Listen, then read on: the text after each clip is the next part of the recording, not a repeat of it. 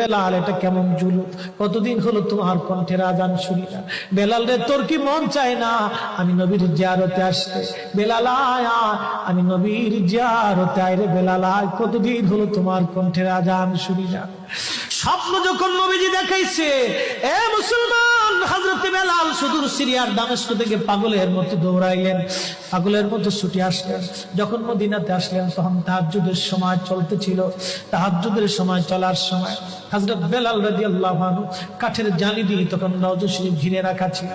ওই জালির পাশে বসে বসে জালির সঙ্গে মাথা ঠেকাইয়া নবীর পাগল বসে বসে গুনগুন গুনগুন করে কাঁদে আর বলে, হুজুর আপনি আসতে বলেছিলেন, গোলাম এসে হাজির হয়েছে।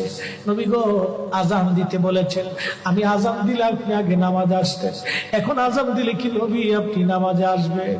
হুজুর এখন আজান দিলে কি আপনি নবী নামাজে আসবেন? নতুন মুয়াজ্জিন আসছে আজান দেওয়ার জন্য, এসে দেখে নবীর মুয়াজ্জিন বেলাল কাঁদে।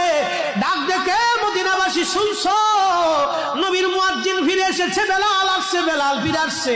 এই কথা শোনার পরে সব সাহাবী ঘর থেকে বের হয়ে দৌড়ায় এসে দেখে বেলাল কাঁদে। সাহাবীরা বলে, বেলাল আজান দাও, কতদিন হলো তোমার কণ্ঠের আজান শুনি না। বেলাল আজান দাও, কতদিন হলো আজান শুনি না রে বেলাল। বেলাল বলে, সাহাবীরা রে, আমি আজান দিলে কি নবী নামাজ আসবে বলো? সালমান ফারসি রাদিয়াল্লাহু আনহু ডাক দেখে, সাহাবীরা আমাদের কথাই বেলাল আজান দিবে না, তোমরা যাও দেখো হাসান আর হুসাইন দুইজন ঘরের মধ্যে আছে। ইমাম হাসান হুসাইন রাদিয়াল্লাহু আনহুমা যদি বলে তাহলে বেলাল অবশ্যই আজান দিবে। সালমান ফারসির পরামর্শে সাহাবীরা দৌড়ায় গেলেন। বর্তমান 7 নম্বর গেট বাবুস সালাম বরাবর একটা মসজিদ আছে, মসজিদে আলী। এটাই ছিল হযরত ফাতেমা রাদিয়াল্লাহু আনহার বাড়ি। এই বাড়িতে দৌড়ে যাওয়ার পরে ইমাম হাসান হুসাইন রাদিয়াল্লাহু আনহুমা দুইজনকে নিয়ে আসা হলো। দুইজনকে নিয়ে আসার পরে হযরত ইমাম হাসানকে দেখতে আমার নবীর মতো দেখা যাইতো, চেহারাটা রাসূল করিমের চেহারার মতো ছিল। নাতি দৌহিত্র নানার চেহারা পেয়েছিলেন, ইমাম হুসাইন ও নানার সুরত পেয়েছিলেন। দুই ভাই নানার সুরত পেয়েছিলেন। হযরত বেলাল রওজা শরীফ থেকে উঠে হযরতে হাসানের বুকের মধ্যে মাথা ঠেকায় কাঁদতেছে, ইমাম হুসাইনের বুকের মধ্যে মাথা ঠেকায় কাঁদে। হযরত ইমাম হাসান ডাক দেখে, নানার মুয়াজ্জিন, কতদিন হলো তোমার কণ্ঠে আজান শুনি না। যে কণ্ঠ দিয়ে নানার আজান শুনাইতা, যাও গো ওই কণ্ঠ দিয়ে আমাদেরকে আজান শোনাইয়া যাও। যখন হযরত বেলাল ইমাম হাসান এই কথা বললেন, হযরত বেলাল দৌড়াই গেলেন। যেই বনু নাজ্জার গোত্রের মহিলা সাহাবীর ছাদের উপরে দাঁড়ায় বেলাল আজান দিত। আবু দাউদের 519 নম্বর হাদিসের মধ্যে আসছে, প্রত্যেক ফজরের নামাজের সুবহ সাদিকের আগে বেলাল দাঁড়াইতেন। দাঁড়ায় আজানের আগে বলতেন, আল্লাহুম্মা ইন্নী আহমাদুকা ওয়া নাস্তাঈনুকা আলা কুরাইশিন ইউকিমুদ্দীনাক। প্রত্যেক ফজরের আজানের আগে এই দোয়াটা পড়ে বেলাল আজান শুরু করতেন। হযরত বেলাল রাদিয়াল্লাহু আনহু আজকে তাহাজ্জুদের আজান দিতে গেছে। আজান দিতে যাওয়ার পরে হযরত বেলাল যখন আজান দিলেন, আল্লাহু আকবার, আল্লাহু আকবার, আজানের মধুর ধ্বনি সারা মদিনার রন্দে রন্দে ছড়িয়ে গেল। মদিনার ঘর থেকে সব সাহাবী বের হয়ে দৌড় মারছে।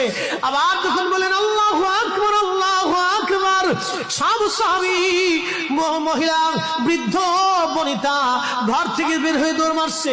যখন বলল আশহাদু আল্লা ইলাহা ইল্লাল্লাহ, মদিনার ঘর থেকে সব মহিলারা ঘর থেকে বের হয়ে দৌড় মারছে রে, আর কান্না করে, নবী বুঝি ফিরে আসছে রে। আবার যখন বলেন আশহাদু আল্লা ইলাহা ইল্লাল্লাহ, তখন মদিনার মানুষ কান্না করতেছিল, গুন গুন গুন গুন করে কান্না করে। মদিনার ভিতরে আওয়াজ বের হয়ে গেল, নবী বুঝি আসছে রে, নবী বুঝি ফিরে আসছে রে, নবী বুঝি ফিরে আসছে রে, নবী বুঝি আসছে। হযরত বেলাল যখন বলেন আশহাদু আন্না মুহাম্মাদুর রাসূলুল্লাহ, মদিনার মাটিগুলি থরথর থরথর করে কেঁপে উঠছে রে। মদিনার মানুষের কান্না বেড়ে গেল। হযরত বেলাল অজ্ঞান হয়ে জমিনের মধ্যে পড়ে গেলেন, তিনি বেহুশ। নবীর আশিক বেহুশ হয়ে গেলেন। বেলালের মতো আশিক যদি আমরা হইতাম, এ দুনিয়ায় নবীর দেখা পাইতাম, এ দুনিয়ায় নবীর দেখা পাইতাম।